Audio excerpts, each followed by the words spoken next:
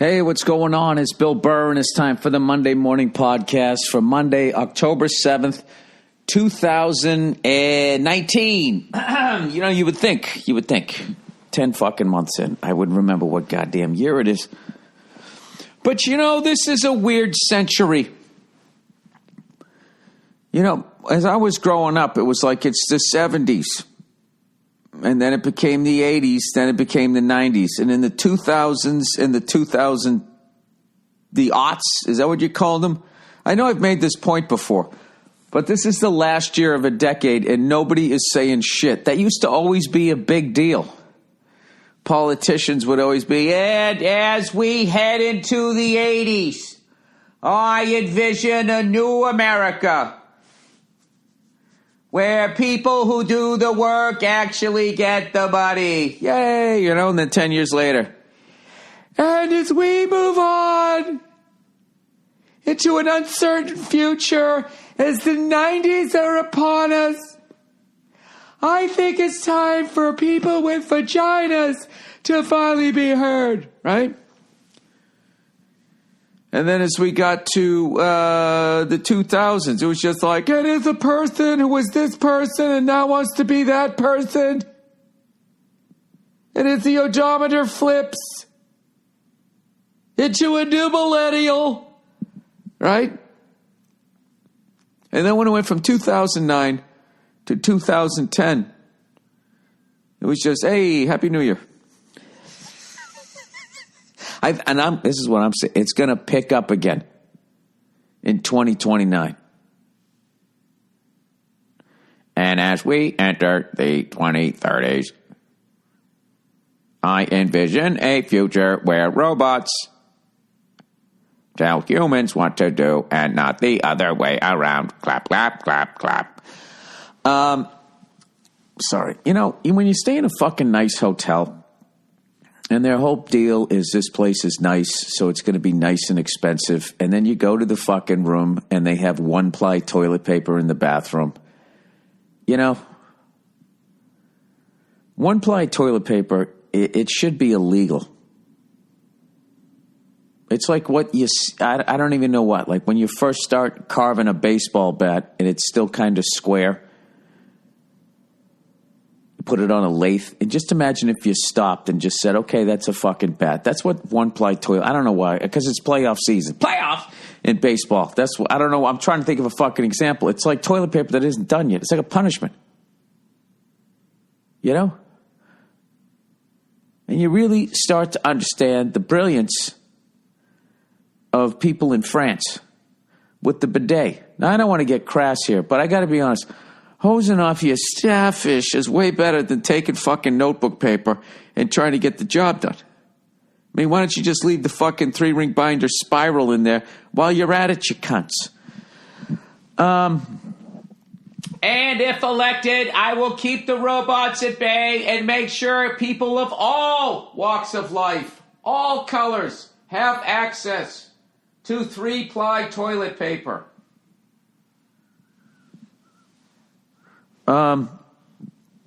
Anyway, I was down at the MGM, the second time I've played it. I played it back-to-back years, 2 years in a row, right there, right outside of Washington, D.C. Had a great time. Thank you so much to everybody who showed up. Oh, Billy Freckles. Oh, fucking polka dot shoulders over here. I tried out my new hour, and it went great. Okay, now all I have to do is continue doing it. So, I'm in New York City. I don't know if I'm going to be able to get out tonight. I'm a press boy for the next 3 days, promoting my special. And you're probably thinking, well, Jesus Christ, Bill, it came out fucking a month ago. Well, that's the way it's done now. You start promoting after it's out. I promoted on the West Coast. And who's kidding who? Once you do Joe Rogan's podcast, I mean, you kind of got the word out. So, but I'm trying to do some different shows this time through, rather than the same old that I've been doing. Going to try to get in front of some different peoples. So I'll let you know I'll be texting, tweeting, or whatever about the different shows that I'm going to be doing. So, but not all different. Not all different. Like, well, what are you doing today, Bill? Today I'm doing Barstool Sports. Some of my favorite people on the planet. And did you see that one with fucking Portnoy and Mr. Katz? They were fucking talking about gambling. It's like if there's 3 football games on in one day, you have to have money on all 3 of them. It was the most pro gambling thing I've ever. My whole life, even though they knew everybody gambled, they tried to. They always tried to be. Even with like Jimmy the Greek, they try to like act like you were just doing it for fun.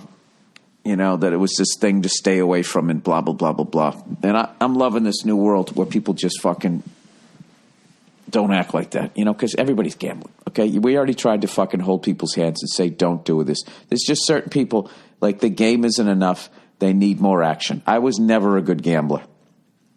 I couldn't take it. And then I'm already paranoid.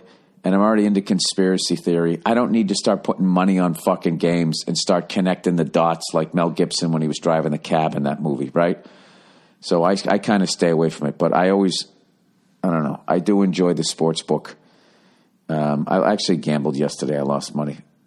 I took the fucking Redskins and the points against my Patriots, and I went to the game. I mean, I knew the Patriots were going to win, but I was just like, this is going to be one of these fucking games. We kicked the shit out of them in the first half. And then there's going to be no more points scored for the rest of the game, which seems to happen a lot in football games for whatever reason. It's like, Jesus Christ, if they keep this up, they're going to score 5,000 fucking points. And then nothing happens in the second half. Maybe a field goal. It just had that vibe. Plus, everybody I knew was like, dude, you got to bury the Pats. They're totally going to cover. And whenever that fucking happens, that's my gambling theory. It literally has nothing to do with the game. It's just too many fucking people who look like they're as dumb as me are saying it's a lock. So I always like, I'll throw a little cash on the other side just for the fuck of it, just to see if my theory's right. And I ended up being wrong. But watching the game, I gotta be honest, I have no idea how good or bad the Patriots are right now. Is everybody, they're 5-0. Is this the year they go undefeated? I know we had a lot of guys out yesterday, but I don't know. If you're really honest about the Patriots, we had the same September schedule as a top-ranked college football team, like Alabama. They'll just play 3 shit-bum teams and maybe somebody kind of ranked. Like, you got to understand, the Patriots played, okay, what do we got? We played 3, well, I guess the first week they're not. Okay, the combined record of the people that we played, last I checked, we played 3 0-3 teams, a 3-0 team, and an 0-4 team. So we've only played one fucking team that's actually won, but that team was undefeated. And when we played them, that was not like an easy victory. So it's kind of hard to gauge where they're at. This is my theory. I think the Patriots are where they're at every year this time of year, where Pats fans would be nervous going like, what's going on with our offensive line? Can't protect Brady. And what's going on with our defensive secondary? Seems like if a running back gets into the secondary, there's a little lazy technique there with the tackling sometimes. And running backs are getting big fucking gains. And then every year in November, Belichick tightens it down, all the screws down, everything gets in line, and then we go on a great run here. I think that's actually where we're at. You just can't see it because we've been playing such shitty fucking teams. The Patriots already in week 5 are the last undefeated team out there. And that's why I think that fucking 72 Dolphins thing, I don't think it's ever going to be broken because the 72 Dolphins had to win 2 less games. There wasn't the 24-hour fucking media circus that the 15 ESPN channels and all Fox Sports and podcasting and all this shit is. And lastly, but not leastly, there was no parity in the NFL when the 72 Dolphins won. You know, there just wasn't. There was like three big teams, and they beat the fuck out of everybody unless they played each other. And if you look at the, the 70s right through the 80s, it was just all about dynasties. You know? The Cowboys had their run. The Steelers won 4. Dolphins won 2. The Raiders won 3. Then the Redskins, they won 3. I guess into the 90s, if you count that one. All right. The 49ers won 4. That's kind of the way it was. As opposed to now, where it's weird because the Patriots are a dynasty, but like I'm just saying as far as like I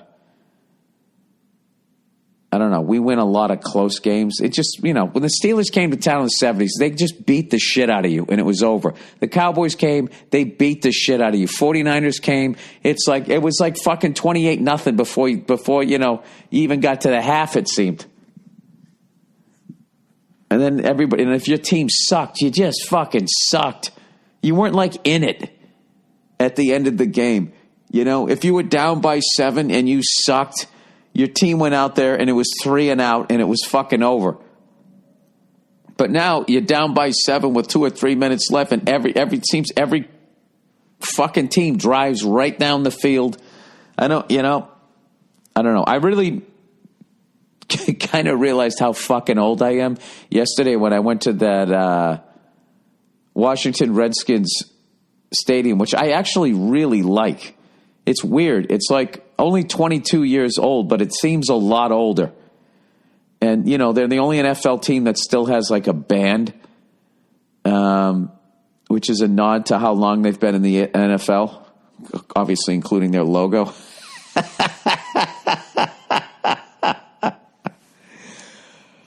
The fact that they would fucking come out and be called the Redskins really amazes me, that there was never a team called the Slaves.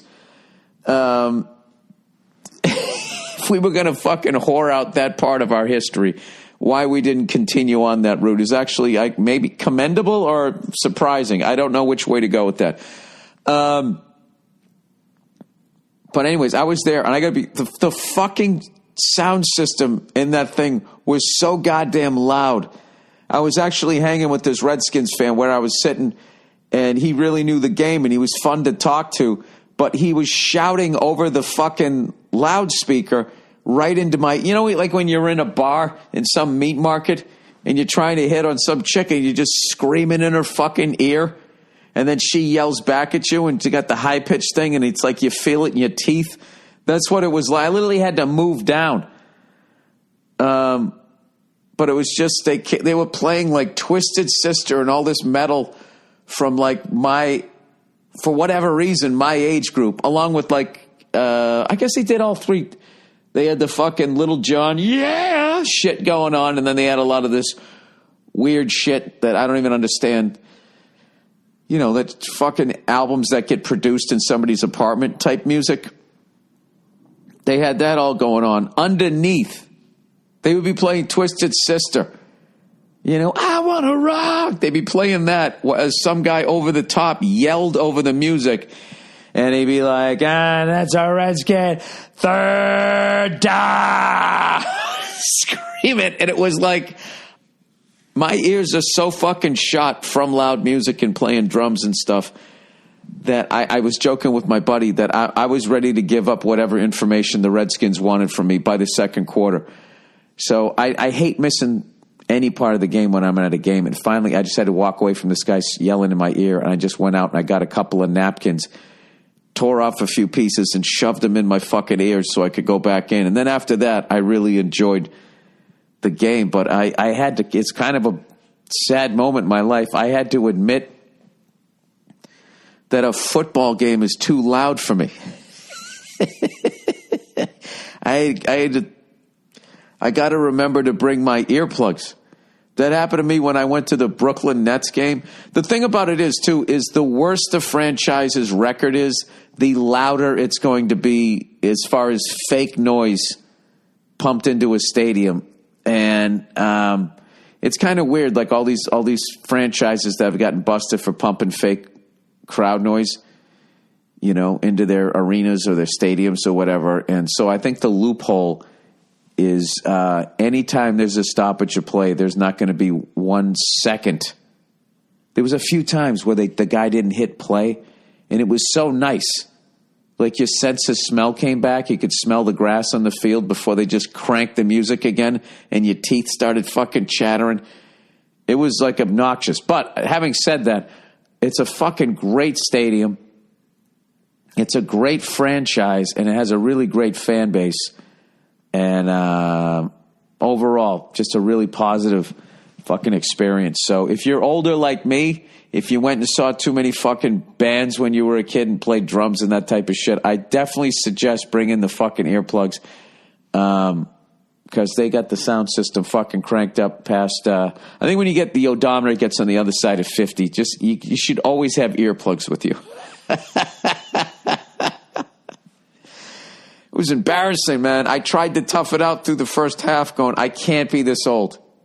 It can't be a football game can't be too loud. Come on, man. And it just, it just was playing Hot for Teacher and music from my fucking generation that was now too loud for me. So there you go. This is what this podcast is coming. I think I've begun the dying process. So anyways, Patriots came out, we led up a horrific run, or an incredible run if you're a Redskins fan, for a touchdown where it was just like, it almost looked like, when one of those Make-A-Wish kids runs for a fucking touchdown, and no one's really going to try. You got to let the kid win. It's his fucking fantasy. I feel like there was Make-A-Wish level tackling on that run that fucking guy did. It was like literally 2 defensive backs were on him, like had their arms around him and just sort of slid down like it was a grease pole. That's the second time that's happened. I think it was in the Buffalo game where this running back got into our secondary, and then like one of our defensive backs, like when somebody scores a touchdown, they jump up in the air and they bump shoulders. That's basically what he did to him. Like he was anticipating the touchdown this guy was going to score 80 yards later. So, in the words of Peyton Manning, I think we had protection issues. And but other than that, I don't know. I don't know how to gauge the Patriots beating an 0-4 team and 3 0-3 teams and then having a tough game against a 3-0 team. So I would say we're pretty much middle of the road here in this weird world where the fucking Baltimore Colts and their franchise quarterback, like 2 seconds before the season starts, says, yeah, I'm not playing anymore. They somehow beat the Kansas City Chiefs in an away game. I got no idea. But all I know is somehow we have home field throughout the playoffs. If the season were to end right now, we have home field. So I don't know who we have fucking next week. I think we play the Dolphins again. I mean, it's ridiculous. And this is what's so fucking funny about Verzi telling me that it's over. Totally, Paul Verzi has seen enough. He's calling it early, people. Patriots schedule. Let's see what we got. There's got to be some tough games coming up. All right, Thursday, we got the Giants. Now, who are the Giants? Who knows? They got a new fucking quarterback. We play this Thursday. So we got the Giants. Then we got the Jets. Maybe their quarterback doesn't have mono anymore. If he stops taking chicks to the prom, maybe he can get over that. Then we got the Browns. Browns are sort of middle of the road. Then we got the Ravens. They always got a great defense. They always play tough. Eagles are a good team, I think. Cowboys, who knows who the fuck they are? Are they good? Are they bad? Who? I don't know. Texans, Chiefs. There you go. That'll be a tough game. Bengals stink. We play the Bills. They're a good team. And then we play the fucking Dolphins. I think we have like 4 tough games this year. I don't know. Who the fuck knows? But we shall see. But I know I do take a lot of confidence in the fact that Paul Verzi told me it was over. Speaking of Paul Verzi, your New York Yankees, 2-0. 2-0, just fucking mowing down the pitching of your Minnesota Twins. Scoring all kinds of fucking runs. I've been, working and everything, so I've just been kind of glancing at the TV. And this is the sports, basically the series that I've been waiting for because I love October baseball, even though I've been too busy to watch a lot of it, is the Yankees versus the Astros. That is the World Series to me. And I think that's going to be some incredible, incredible baseball. You got the Yankees who are firing on all cylinders. And then, how weird is that to say in a Boston accent? And then you got fucking the Astros, who I think are fucking pissed off because even though they won one 2 years ago, I don't feel like they're respected, and they're not. They're from Houston. Nobody gives a shit. People do not give a shit. We were talking about that quarterback there that the Seahawks have. The fuck's his name? Riley O'Hara? How come I can't remember anybody's fucking names anymore? Once you get you get past a certain, it's over. It's over. It's the football games are too loud. You can't remember players' names. Seattle Seahawks QB. His name is Russell Wilson, of course. Jesus Christ. That fucking guy, if that guy played in fucking New York City or Los Angeles, you'd never hear the end of him. And the Astros, same fucking thing. I've always, I've been saying this for a while. If the fucking San Antonio Spurs won 5 fucking titles in a media town, it's weird. So I think the Astros feel disrespected. They're like a bag of hornets right now that got shook up and they're about ready to let them out. So I think that those guys are like, fuck the Red Sox. They think they're pissed that they got beaten by us last year. And everybody, if the Yankees are playing well, the whole media world just looks to that. Mickey Mantle, Joe DiMaggio. They just start fucking showing those black and white films from back in the day, right? Then it goes into Reggie hitting his 3 home runs and then Derek Jeter's run. And then the Astros are over there like, I think we won some games this year too. We got some barbecue down here. Why don't you show black and white footage of people with the smoker? How do you think Babe Ruth got so fucking fat? So I think that they feel disrespected. And it's just going to be an amazing, amazing series. That's what I am hoping for. And I think the winner of that series is going to win the whole fucking thing. That's not really taking a big risk. But that's the series that I want to watch. And I am on the road here for the next fucking week. And I feel like maybe next weekend the series will start. So I'll get to watch, and I'll be back in LA. I'll get to watch the whole thing. I think it's going to be incredible. And as I've mentioned before, in case I know people dip in and out of the podcast, the New York Yankees are such a successful franchise that if they don't go to the World Series this year, this is the first time since the 19-teens, 100 years ago, and 100 years that there was a decade went by that they didn't at least make it to the World Series. And only one decade, the 80s, was the only one that they didn't, they made it to the series in 81, but that was the only decade they didn't win a World Series. That's one of the sickest fucking stats in sports. For some reason that isn't brought up. Like people will bring up, name one of the most impressive stats that have ever been fucking broken or whatever. For a while was that guy who did the long jump in fucking Mexico City and people were bitching about the altitude. And then somebody came along, with the new robot legs and fucking, vitamins that these guys take and they ended up breaking that. They'll talk about DiMaggio's fucking 56-game hitting streak. They'll talk about the 72 Dolphins.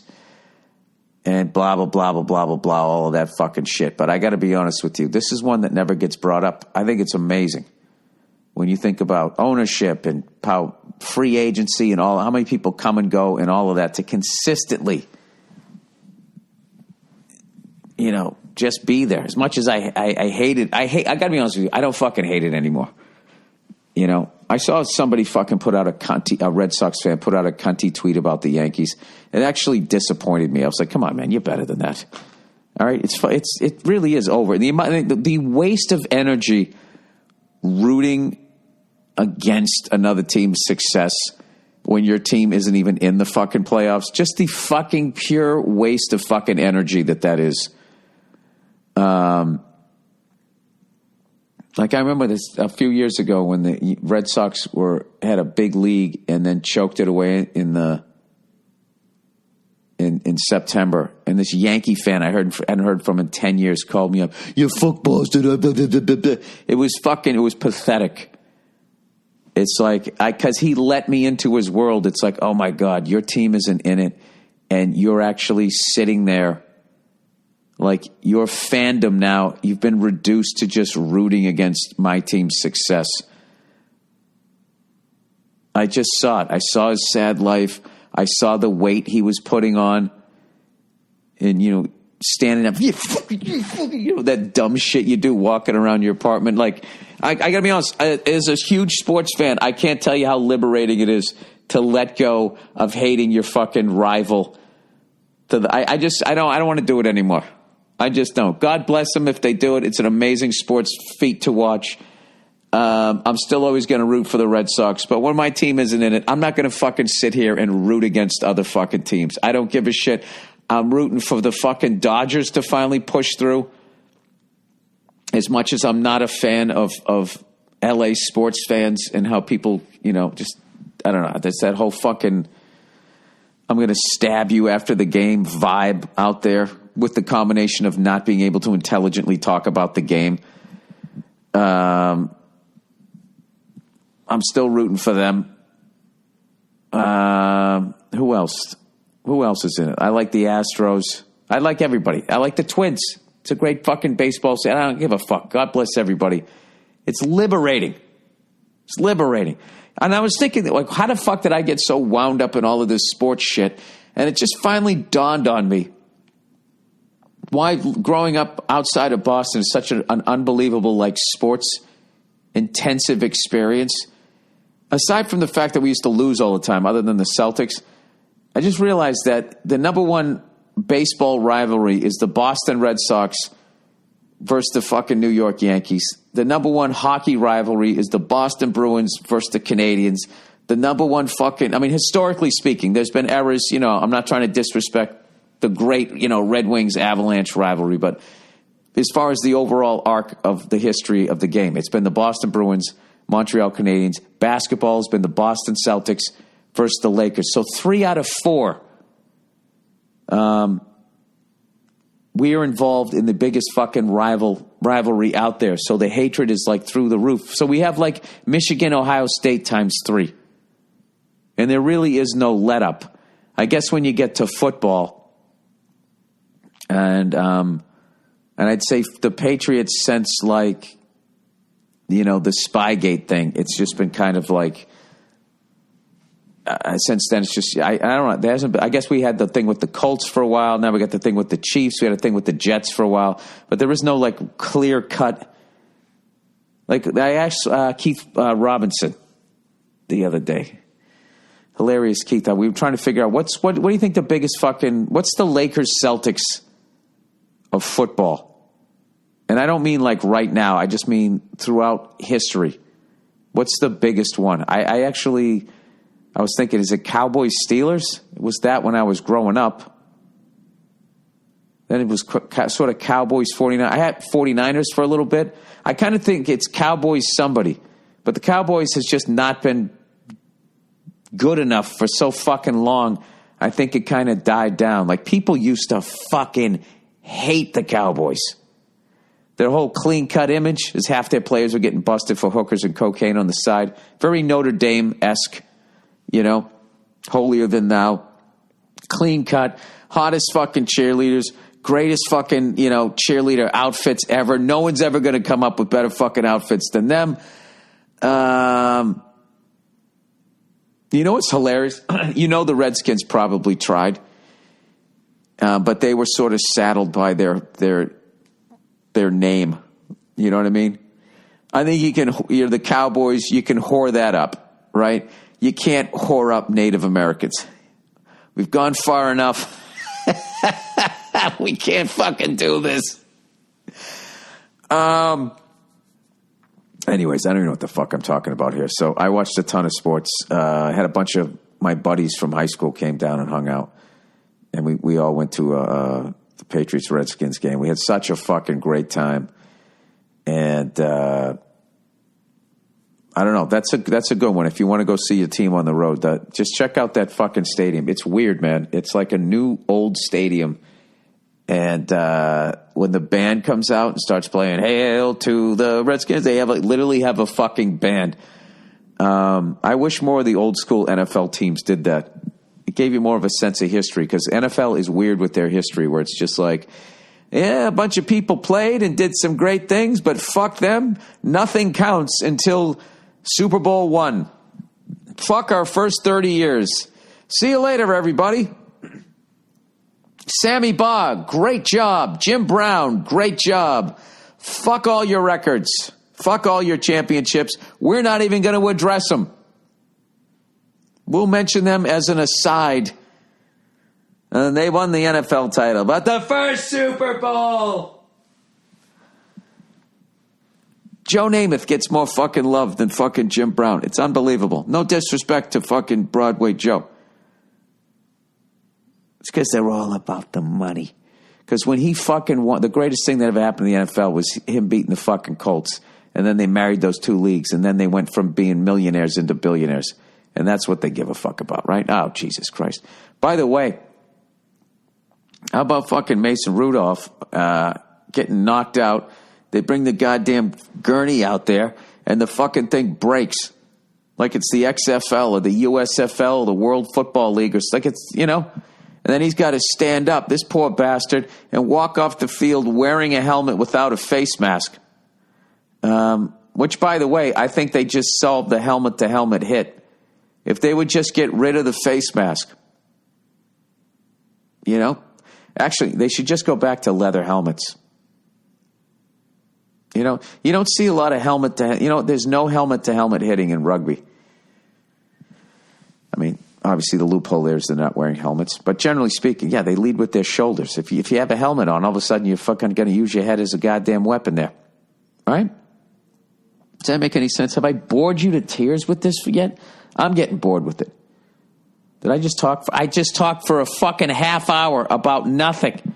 Sports, Jesus Christ. Let's get to the fucking advertising here. More nothing. Hail to the... let's see what the lyrics are to that. Hail to the king, the chief, the Redskins. Here we go. What are the odds there's going to be some questionable lyrics? It usually comes during the second verse. All right. Here we go. Where the hell is it? History. Nobody cares the lyrics. Hail to the Redskins. Hail victory. Braves on the warpath. Okay, gets a little weird there. Fight for old DC. Runner, pass, and score. We want a lot more. Typical Washington, D.C. Yeah, a lot more for yourselves. You're not going to spread it to Joe Sixpack, are you? Beat him. Swamp him. Give him the old 23 skidoo. Touchdown lets the points soar. Fight on, till you have won. Sons of Washington, rah, rah, rah. Oh, wow, this is really old. Sons of Washington, rah, rah, rah, rah. I don't know how the melody goes here. Hail to the Redskins, hail victory. Braves on the warpath. Well, there you go. The song's original first stanza is often mistakenly thought to have ended with "Fight for Old Dixie." But in fact, this line was only used between 59 and 61. Whoops. As a glance at contemporary game. Okay, yeah, there's always that fucking line. Make it great again. All right, let's get to the advertising here. Where the fuck am I? What the hell's my fucking... Oh, there it is. Gmail. Okay. Where are we here? Inbox. I couldn't copy and paste it this week, everybody. All right. Oh, look who's here. Old Zip Recruiter. Hail to Zip Recruiter. Makes hiring easy. Somebody just walked out and quit. You'll have a replacement in 5 minutes. Hiring can be a slow process. Cafe Altura's COO. Whatever happened to CEOs? Chief Operating Officer. Dylan. Are you guys trying to fuck me up here? Miskowitz? Dylan Miskowitz. Now, there's a name that doesn't make any sense. Dylan Miskowitz. I don't think anybody named Dylan ever had the last name Miskowitz, and anybody with the last name Miskowitz never had the first name Dylan. Needed to have Patrick Schwartz. I'm trying to combine nationalities here. Wolfgang O'Houlihan. All right. Needed to hire a director of coffee for his organic coffee company, but he was having trouble finding qualified applicants. So he switched to old Zip. ZipRecruiter doesn't depend on candidates finding you. It finds them for you. You know, it's like comedians who didn't choose comedy. Comedy chose them. It's one of my favorite fucking douche chill things to ever read a comedian say. I don't feel like I chose comedy as much as comedy chose me. Its technology identifies people with the right experience and invites them to apply to your job. I don't know, Kevin Hart. So you get, well, you know what? If old fucking Dr. Phil used Zip, he could get to know him. Dylan posted his job on ZipRecruiter and said he was impressed by how quickly he had great candidates apply. I like how this Dylan, what's his name? Miskowitz. I like how he didn't quite give it up to him. I use ZipRecruiter. I use ZipRecruiter. And I was impressed by how quickly, you know, everybody's got a parent like that, right? Doesn't quite give it up. You spend your whole life chasing that carrot. Come on. Give me some approval. He also used ZipRecruiter candidate ratings feature to filter his applicants and found it very satisfying. No, I'm kidding. He didn't say that. So you could focus on the most relevant ones. Can you imagine if you went on a first date with a woman and she's like, did you have fun? And be like, you know, I was very impressed with you. She'd be very impressed. What am I, a vegetable chopper? Whatever you call those fucking things. That's how Dylan found his new director of coffee in just a few days. I got to be honest. It really seems like ZipRecruiter did a hell of a job for Dylan Miskowitz here, and he really didn't give it up. I was very impressed. How about a moment of silence for the new director of coffee? He's got to work for this unimpressed son of a bitch here. With results like that, it's no wonder 4 out of 5 employees who post on Zip...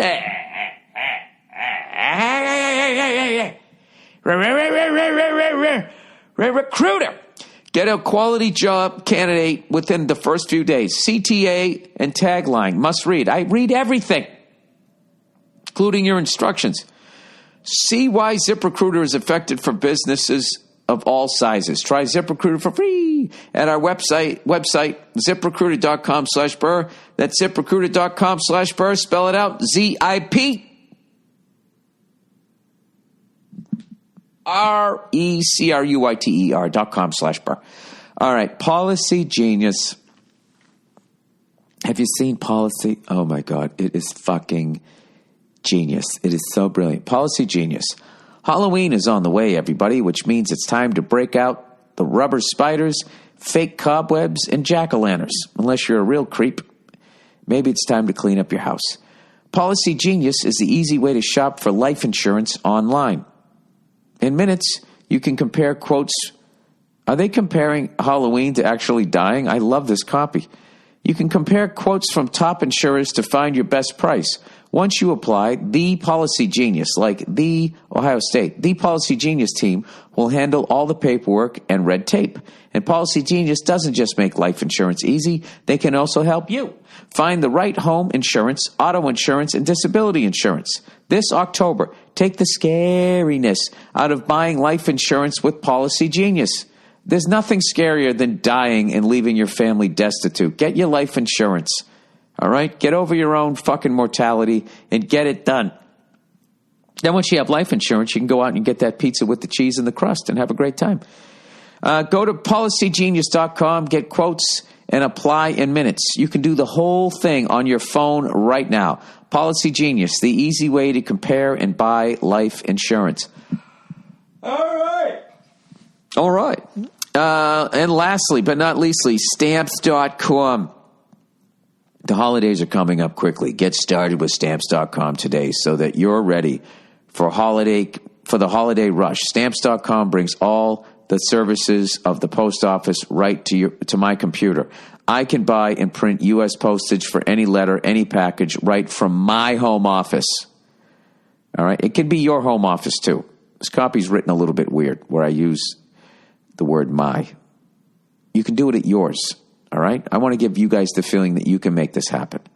I know when you guys listen to me read out loud, a lot of things that I talk about immediately become unattainable, right? I know that I have a devastatingly powerful voice and the way that I just make the words mine. I can even schedule pickup with the mail carrier, avoiding that LA traffic. Why is this? Did a fucking NFL wide receiver write this fucking copy? I haven't gotten to the best part yet. With stamps.com, you get 5 cents off every first class stamp and up to 40% off priority mail. Why would anyone pay full price when they don't have to? Stamps.com is a no-brainer, saving you time and money. It's no wonder 700,000 small businesses already use Stamps.com. Right now, my listeners get a special offer. That includes a 4-week trial plus free postage and a digital scale without any long-term commitment. Just go to Stamps.com, click on the microphone at the top of the homepage, and type in Burr, B-U-R-R. That's Stamps.com, enter Burr. Stamps.com. Never go to the post office again. All right, and with that, let's read some of the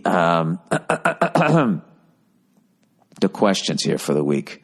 Oh, wait a minute. Yeah, we got. It's time for advice. Hey, your host Billy Burr. That's me. And I'm ripping off this melody from somebody else. All right.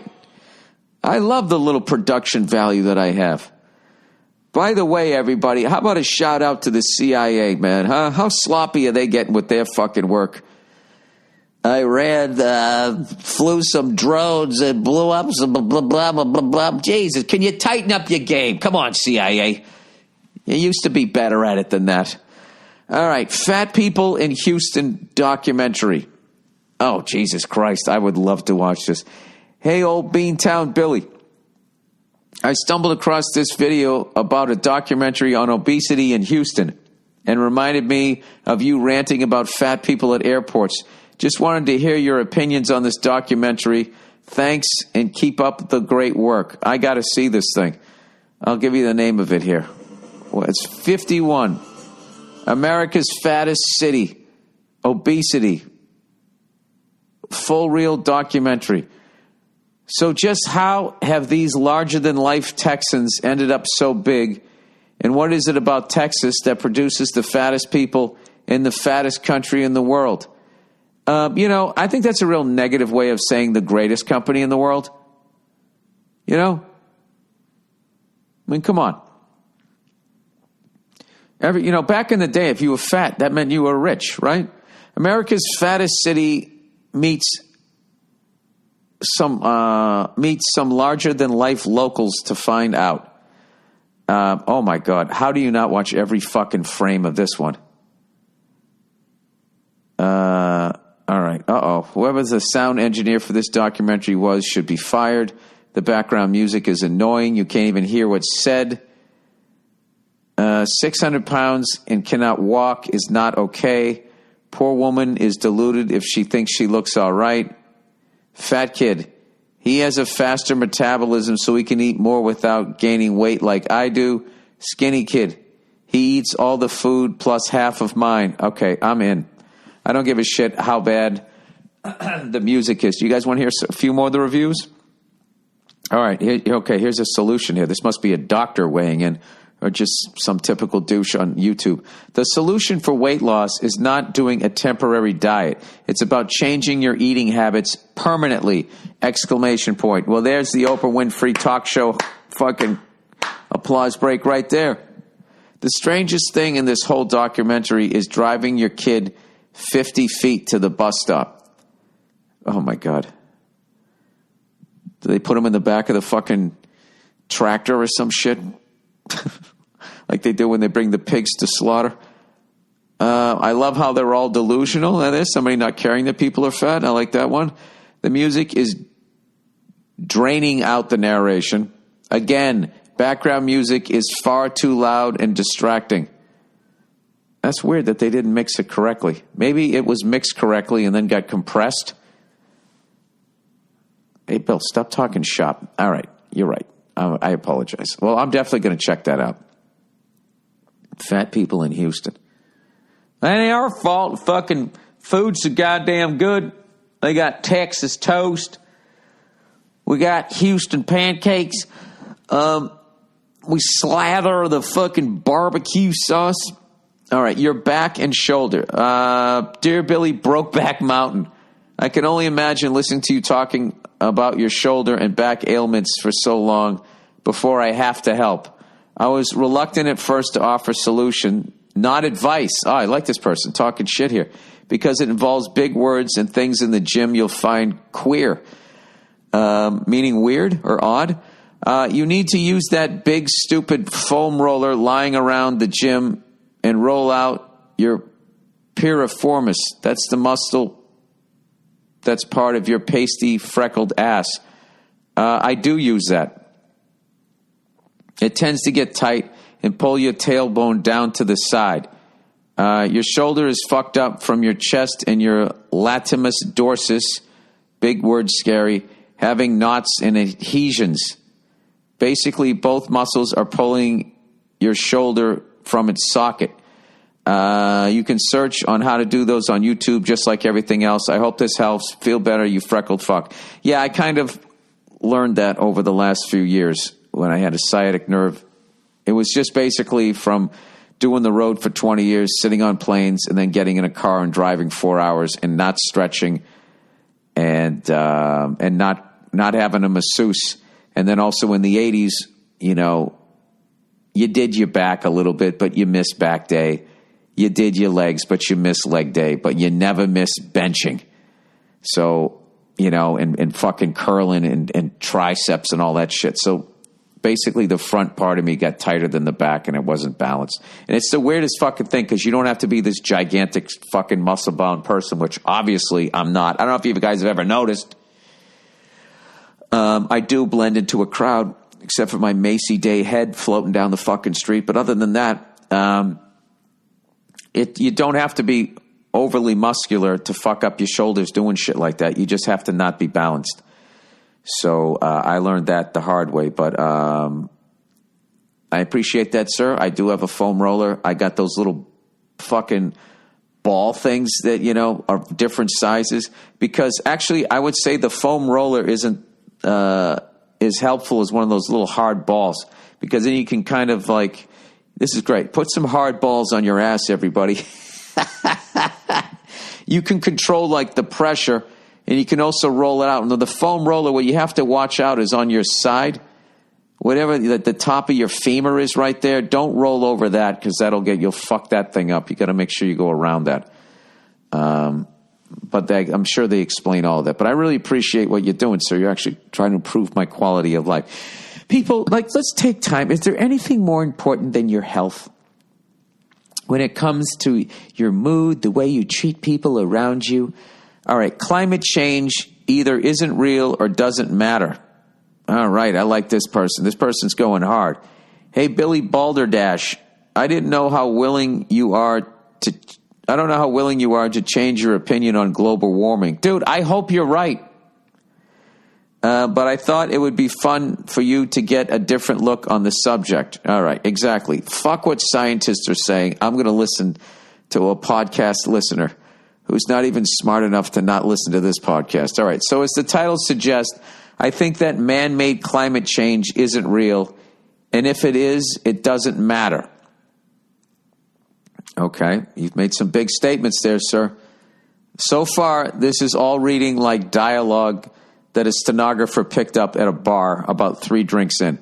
First, let's get into why it doesn't matter. Basically, if climate change is truly man-made, there's no reason to worry about it because there's nothing at all we can do about it. The reason for this starts with China and how we could model world carbon output based on their development. You mean the environmental disaster that is China? They have way too many fucking people. You know? I feel bad for the people living over there the way they have to live. Unless it's all propaganda. Seems to me their fucking air is filthy over there because they got too many people. For decades, because they were stuck in a pre-industrial revolution era, China was a carbon negative country. I don't know what that means. Over the decades, as they began to develop, because they didn't have machines, that they weren't really producing a lot of pollution. Over the decades, as they began to develop, they started producing more and more pollution. As it stands right now, China spews out more carbon dioxide than the U.S. Wow. European Union and Russia combined. Here's the source. All right. By itself, that might be a problem we can deal with. However, India, a country with just as many people, is just now beginning to industrialize. The Asia-Pacific region of the globe, which includes China and India, now produces 50% of all global carbon emissions, and it will only continue to grow as India develops like China did. Yeah, that's scary because I learned when I traveled over there, when I did Singapore, Hong Kong, and Mumbai, India, there was more people in that geographical circle, within the circle of that flight, which is more like a triangle, but whatever. There was more people living within that part of the world than there was in the rest of the world. So if they all start living like fat Americans, yeah, we're in trouble. This is because as each undeveloped country begins to industrialize, it immediately starts using the cheapest forms of energy, producing the most readily available to accommodate a massive spike in energy needs. Wait. Immediately starts using the cheapest forms of energy production, that are most readily available to accommodate a massive spike in energy needs, which means gas and coal. So India, with its billion people, will start producing as much carbon as China, and Africa is quickly following behind them. Yeah, we're kind of fucked. I don't understand why oil men won't just convert to solar. Just convert your business model. God forbid you don't fucking make $1 zillion this month. And then you could own the sun. You have enough money to produce legislation that you own all solar power. People would still be under your thumb. You'd still have all the power. And, you just keep getting more power throughout history, except we could continue living. So I don't understand, why can't oil companies just oppress us with solar energy? Anyway, so unless we are willing to just nuke their population and sterilize the survivors, there's no way to stop the climate change process. Well, I have to be, is over the top and as crazy as that is, if what scientists are saying is going to happen, then at some point that won't be a crazy over-the-top joke or a sci-fi thing. That's going to be like, at some point when people are just getting down to being able to survive on this fucking planet, what human life will be no more than when a fly comes into your house and you just grab a swatter and whabash. However, that leads me to explain why I think man-made climate change is a hoax. When it comes to climate change research, the common complaint that research that tries to challenge consensus is that it's funded by the oil company. That begs the question, though, who funds the climate studies that support it? If you take a look at most climate research and note who paid for the studies, you begin to notice a trend in the list of financiers. And it just so happens to be our old friends the international bankers. If you take a look at the World Bank page regarding climate finance, you'll notice that the group that dedicated $30 billion in climate-related activities in 2019 alone, a significant part of which is dedicated to climate research, this is just one banking group of many doing the same thing. So why are the banks financing people who claim that humans are affecting the global climate? Wait, why are they financing people who... Okay, there are two main reasons. Jesus Christ, I feel like I'm on fucking 60 Minutes.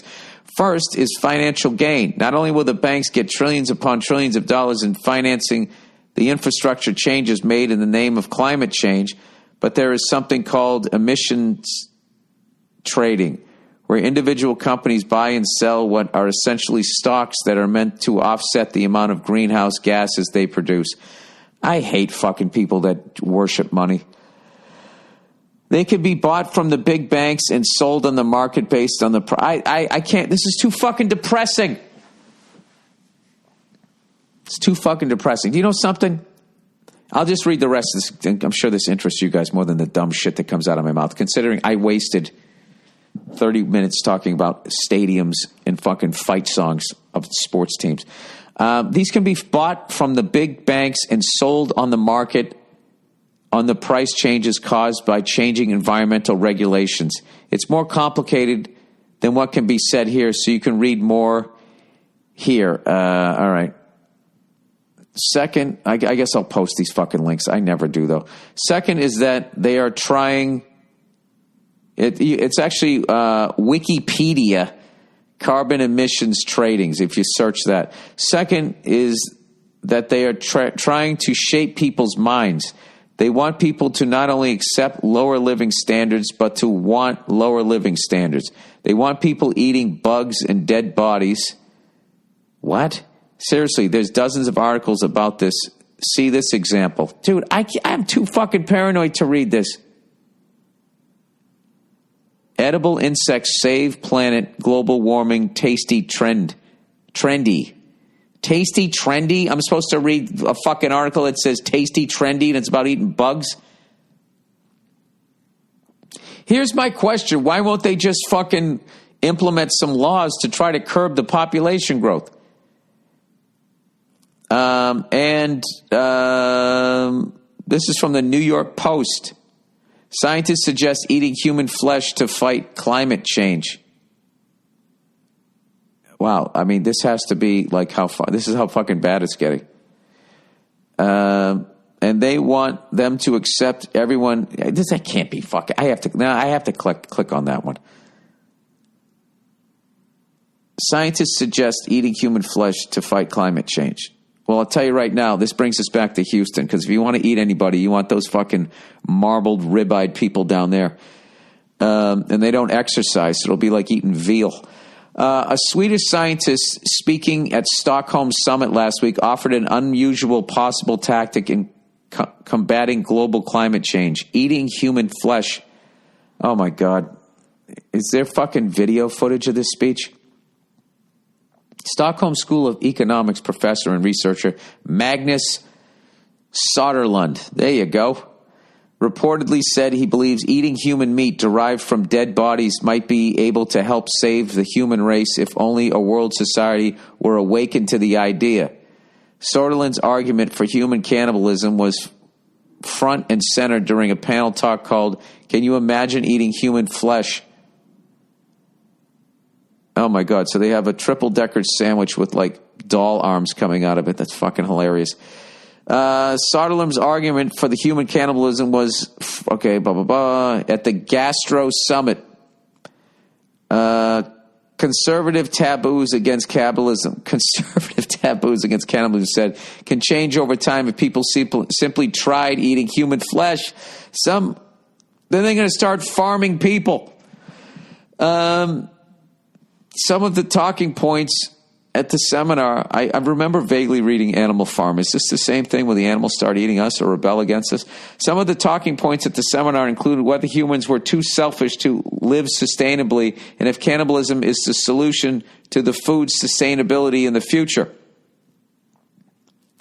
This is the direction we're headed in. That this is somebody is anticipating we're going to run, like all the animals are going to be dead. We'll have to eat each other. When asked during an interview after his talk if he personally would try human flesh, Soderlund said he was open to the idea. I feel somewhat hesitant, but to not appear overly conservative, I'd have to say I'd be open to at least tasting it. So was Jeffrey Dahmer a fucking environmentalist? Because he was helping the world population and then also not eating animals? I'm fucking beyond confused here. He suggested more plausible options such as eating pets and insects. Before human meat becomes the next cuisine trend, however, history shows that there are potential health risks to cannibalism. A tribe in Papua New Guinea practiced eating their dead as an alternative to allowing them to be consumed by worms, according to the standard. The cultural practice led to an epidemic of disease called kuru, also known as laughing death. Why is it called laughing death? I have to know that now. Okay. Why is kuru called laughing disease? Okay, let's see. The term kuru derives from the four words kuria or guria, to shake, due to the body tremors that are classic symptoms of the disease, and kuru itself means trembling. It's known as the laughing sickness due to the pathological bursts of laughter, which are a symptom of the disease. Videos. Cannibalism and the shaking death. Okay. What part of the internet am I on? Did I just get put on some fucking watch list here? Potential serial killer?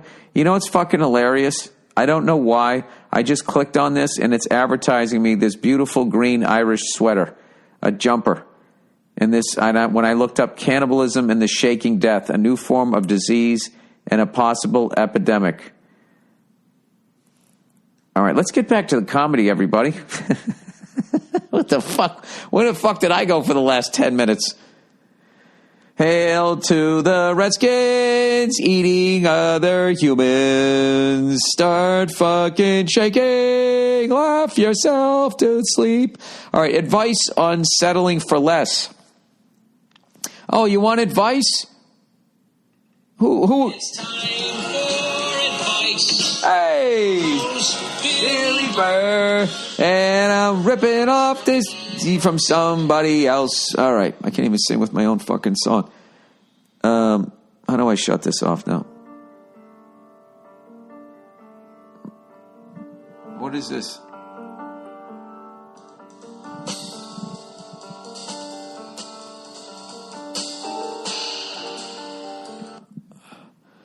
That's an outtake from,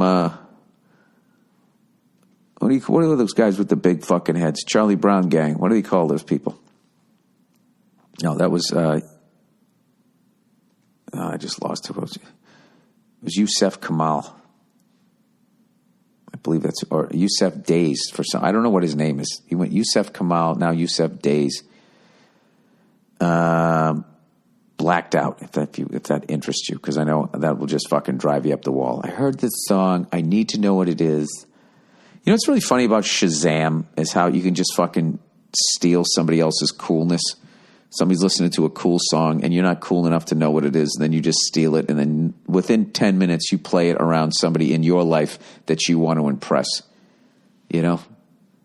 There has to be a new English word for that fucking guilt that you feel afterwards. Hey man, who's that? Oh, you know. Like, I know about that song because a podcast listener wrote into me. And then I downloaded some more of the shit. It's not like I don't have an eclectic musical taste, as people used to always say on fucking MySpace. I have eclectic musical taste. Advice on settling for less. I love how eclectic was used to say what everybody else said about their fucking musical taste on MySpace. Advice on settling for less. Hey, Billy No Vice. Hopefully you're still on the wagon by this time this gets to you. Yes, I am. 45 weeks in. I told you I was taking a year off. I am lucky 7 weeks away before the booze and the tap and the fucking liquor starts flowing again. I actually don't see myself going back anytime soon. I'm not saying I won't return. Someday I will return. You know, like one of those fucking movies. But, I don't know. I was talking to people, and I just really see, like, how bad it is for you. I was talking to somebody, and the person told me what their job was and went really in depth with it. And, like, I don't know, fucking 10 minutes later, retold me the whole thing. And they didn't even seem like they were that shit-faced. I've wanted to be a doctor for a while, and I went back to college to finish my undergrad for that reason. But I just can't seem to shake the feeling that everyone's smarter than me. Medical school is also a huge financial commitment, and I'm broke. I feel like I could be just as happy going back to being a paramedic. Am I making excuses or thinking rationally? P.S. You read like a fourth grader. Ouch. P.S.S. Jokes about first responders and military are hilarious. Fuck anyone who gets offended on my behalf. Thanks, and go fuck yourself. All right.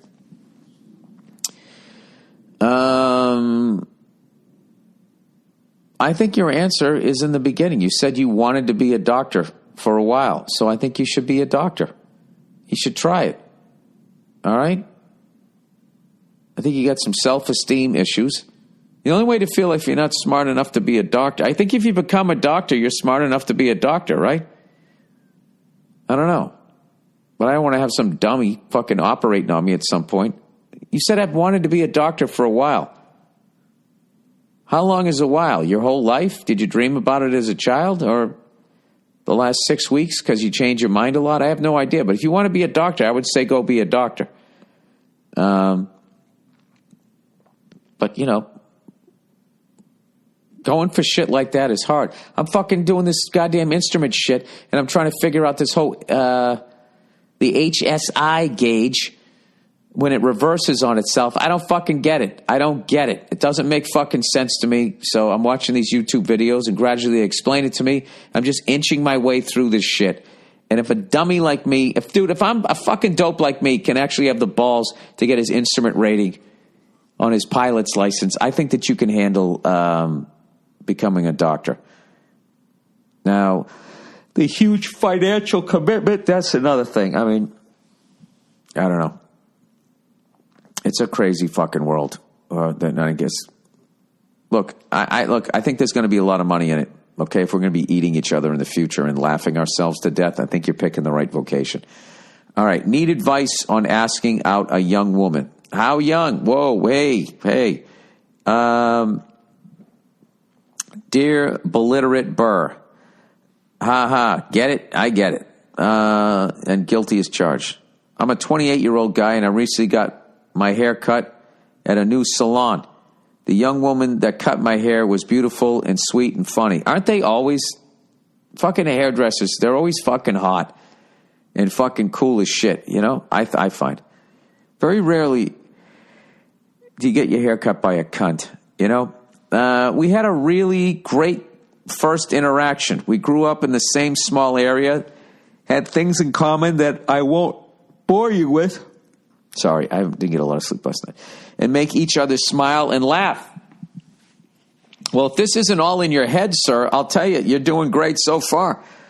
At the end of the appointment, she gave me the salon number to make future appointments. She also gave me her personal cell phone number to make appointments with her specifically if I prefer. So here's my question. Do you think it would be inappropriate to call this girl to ask her out on a date? She technically gave her number as a stylist, so I would hate to overstep my bounds. Oh, this is an easy one. I just can't look her up on social media either because I'm not on there at all. I know, crazy for someone in their 20s, right? I don't trust any of that shit. You're a smart person. By the way, love your new special paper, Tiger, and look forward to many more, you old fart. You old red fart. Thanks, and go fuck yourself. Here's the deal.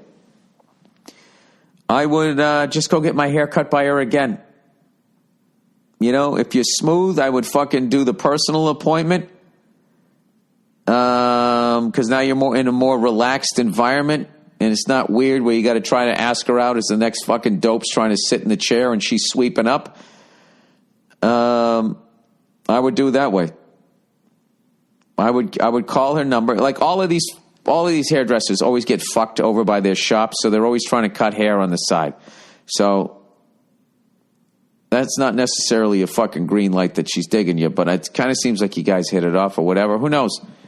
Who knows? There's a lot of variables here. Is she being that nice and smiling and laughing because she's trying to get her side business going here so she can get out from under the I have no idea. But it sounds like she's fucking cool, you know? That's quite a thing to pull off throughout a whole fucking haircut if you're good at reading people. So it seems like you're in the game. I would just do the personal appointment. She'll be in an even better mood because she won't have to cut any money in for the salon. And whatever. You're going to keep needing haircuts. So you can just gradually fucking in a very seamless way work your way, the conversation over to where it needs to go. I think you're in there. Your biggest problem is not jump cutting too far ahead where it becomes, whoa, hey, what's going on? I thought I was just asking you out. I was just cutting your hair. Now you're asking me out and what the fuck? But you're 28. You should know how to fucking do that by now, right? That's what I would do. I would get the personal fucking haircut. And I'd fucking charm the goddamn pants right off her. All right, and that's it for advice with your host, Billy Burr. And I've done an hour and 11 minutes, so I got to go do something else. All right, go fuck yourselves. I'll check in on you on Thursday. I don't know who's playing tonight. I think the Yankees are playing. I'm going to watch them. I believe the Astros are playing too. It's inevitable. Two heavyweights coming together, all right? And advice to sports fans, that's right. If your team isn't in the playoffs, just sit back and enjoy stress-free playoffs. Your team isn't in it. It's fucking great. I can sit back and watch all of the drama of baseball and just enjoy how great a game it is, enjoy how fucking amazing the athletes are, and just not give a fuck. Where last year, my team was in it, and I hung on every pitch, and it worked out. My football team was in it. I hung on every fucking down, and it worked out. My hockey team was in it. I hung on every fucking shift, and I got my fucking balls fucking kicked, and they don't even know each other, and they got kicked so fucking hard in that Game 7 that they still haven't come back together again. Doesn't always work out. So, when your team doesn't make the playoffs, you can really see it in a positive way. That's how I look at it. And that's one to grow on. Go fuck yourselves. I'll see you on Thursday.